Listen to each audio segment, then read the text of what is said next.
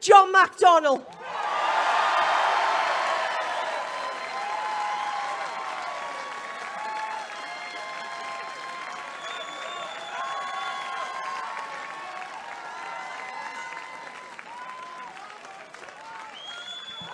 Thanks. It's good. It's good to be back home in the city of my birth. You know, you can take the Scouser out of Liverpool, but you can't take Liverpool out of the Scouser. And it's good to be back home when Liverpool just won 3-0 as well.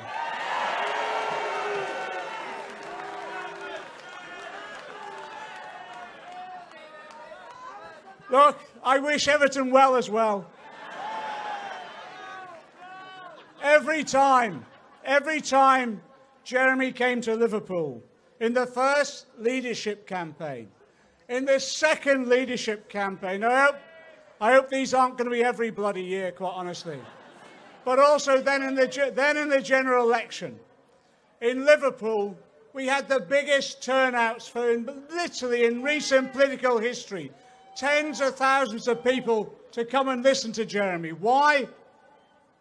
Because like all of you, Jeremy and I don't want to live in the 6th richest country in the world, and at the same time, there are 5,000 of our fellow citizens out there sleeping on the streets.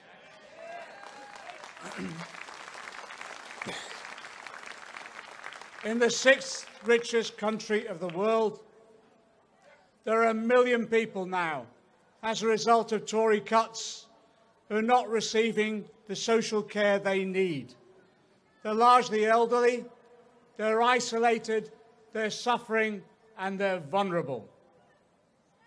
In the 6th richest country in the world, they introduced policies that targeted disabled people and have pushed many of them, from the research from Liverpool University, 500, into taking their lives. We're not willing to tolerate that anymore, are we? So the solution is this. The solution is a Labour government, but a Labour government which fulfills our dream. And that dream is this: a socialist in number 10.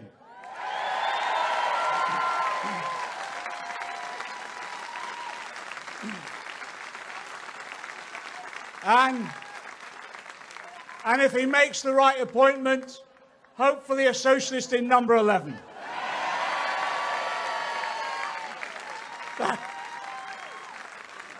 That was a job application. I'll tell you what we're going to do. When we go into government, yes, we're going to transform our society. First of all, we're going to make sure that all those people on waiting lists, the people who are now 70,000 children growing up in temporary accommodation because they haven't got a permanent roof over their heads, and yes, those 5,000 sleeping on the streets, we're going to make sure they're housed. How? By building 1 million new homes, and we're going to be proud to call most of them council houses again.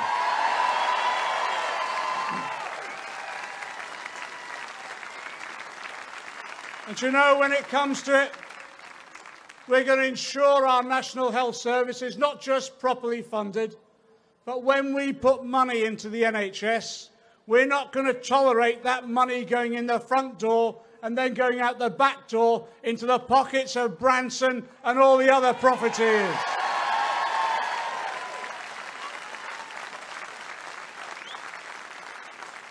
We're going to end PFIs. No more PFIs. We're going to bring them back. And you know, when we go into government, we've made it absolutely clear, and all the press, all the media opposed it. And yet, they're some of the most popular policies we've advocated. We're going to bring back into public ownership and control rail, water, Royal Mail, energy.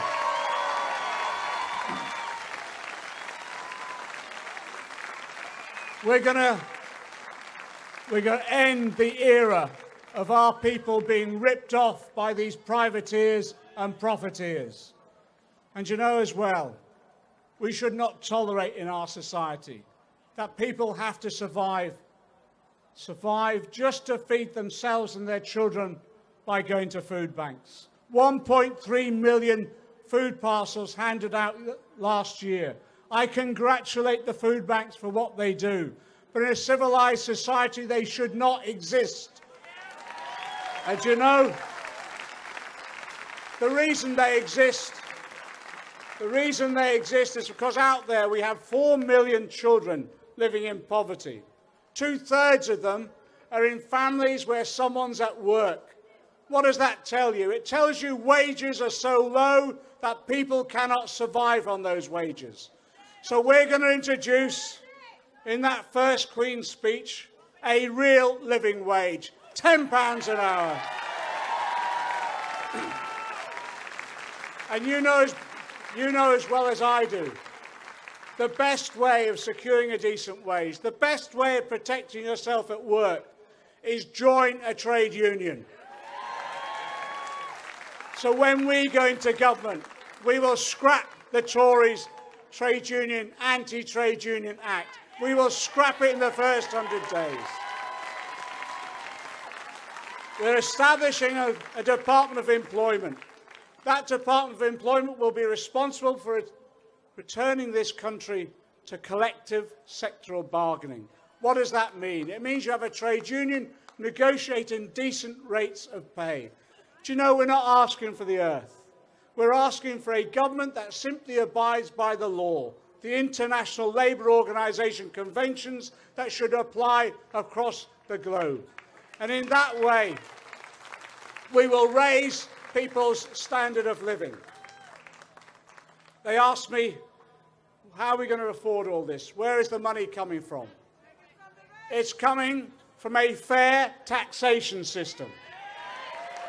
Yes, in our last manifesto we made it clear that we would increase the income tax on the top 5% of earners.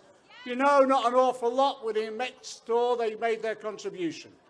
We'd also, we'd end the tax cuts to the corporations and we'd reverse, not all of them, but most. Because those tax cuts to corporations were meant to encourage investment. And yet those corporations are now sitting on $700 billion of earned income not invested. And yes, we'll introduce what some of us have been campaigning for nearly a lifetime. A Tobin tax, a financial transaction tax on the City of London speculators.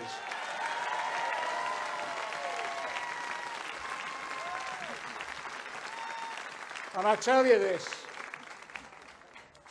this, we debated and we discussed and we published an enforcement and transparency programme for taxation. And we said, the rich and the corporations, you will pay your taxes. We will end the tax avoidance and tax evasion that takes place on an industrial scale.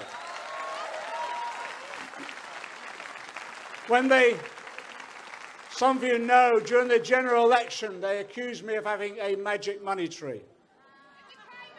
I found it. Exactly right, I found it. It's in the Cayman Islands. We're going to dig it up and bring it here. On that basis, we'll be able to fund the NHS, fund the education our children need, but we'll also make sure that our kids, when they do everything asked of them, stay on at school, do their A-levels, get their grades, go to university, and no longer have the burden placed upon them. On average, £57,000. We will scrap tuition fees once and for all. Now we're now preparing for the next general election, for whenever it comes. Up until now, I've been pessimistic that the Tories will cling on to office right to 2022. I don't think that's going to happen anymore. Because now it's interesting. Most of the commentators mentioned it as well. The Tories hate each other now more than they hate us. So I believe that they could fall apart at any time, and we've got to be ready, whether it's this autumn or next spring. We've got to be ready to go into that campaign and win, and we've got to be ready to go into government as well. But I tell you this will be like no other Labour government or any government. This isn't about sending a group of MPs off to take ministerial positions and that's it. When we go into government, we all go into government. We now have over 500,000 members, the largest political party in Western Europe. The trade unions are growing again. We are now a mass social movement. And we're proud to say that movement is a socialist movement. So I just urge you now, I just say this. If you're not a member of the Labour Party now, join. Join. We need you. We need you. If you're a member of the Labour Party, make sure you're active.